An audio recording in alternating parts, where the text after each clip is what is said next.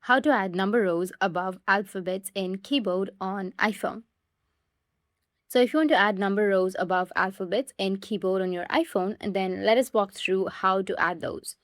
On iPhones, the default keyboard does not give you the option to keep a dedicated number row permanently visible.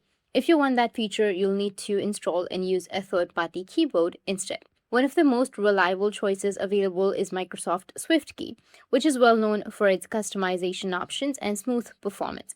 To begin, you need to open up your App Store on your device and search for Microsoft SwiftKey. You need to download and install this application. Once the installation is complete, launch the SwiftKey on your welcome screen. You'll get Get Started button, tap on it.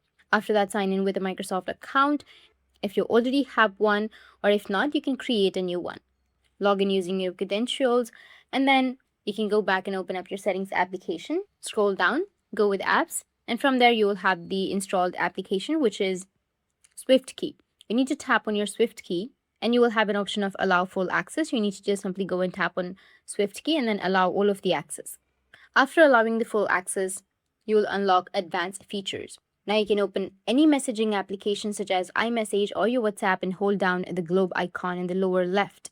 And then select SwiftKey from the keyboard list. Once you've switched, return to the SwiftKey app itself. You'll see a confirmation message that installation is complete. After that, tap on Next and head to the home page.